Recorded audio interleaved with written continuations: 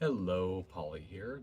We'd like to take this opportunity to tell you a little bit more about myself and how it is that we have come about doing the things that we do here, the meditations, whatever else may have drawn you here, and any other reason why you might be watching this, as we like to say, however, whenever, and whichever way this has found you.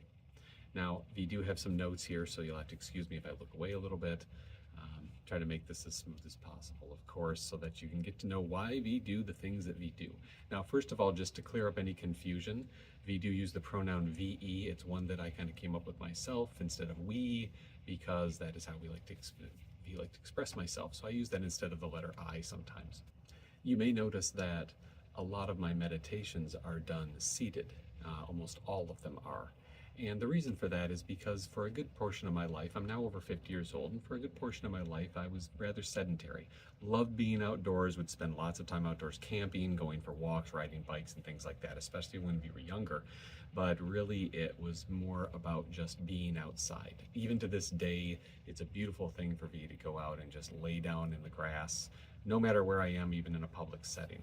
It's especially a great way for me to use my meditation to be able to calm myself if I'm ever feeling anxious or anything like that, but I'll get to that in a little bit. Living a more sedentary life, though, meant that over time, I've developed issues like with my knees, for example. So a lot of my meditation reaches out to people who either are fine with the traditional meditation of sitting, very little movement in meditating, or doing little movements, or for people who want to do a lot of movement but also have issues with mobility for some reason. So we hope this really reaches a lot of people who feel that they could use meditation in some way in their life, and they want to exercise perhaps, but that's not always a lot of fun. And so following some of the ways that we do this, it can help, I think, not just your body, mind, and also your spirit.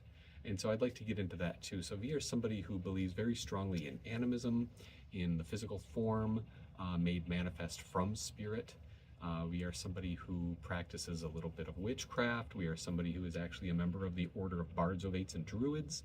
And we are somebody who, on a regular basis, I said, will go outside in my bare feet. I've even gotten in trouble from my doctors for this. And rightly so, because I got plantar fasciitis once. But anyway, that's taken care of now, so we are getting more exercise too. But what we found has really helped focus a lot of our metaphysical beliefs, for example, practicing tarot, being able to channel. We have been able to do this for years. When I was a child, I would see statues talking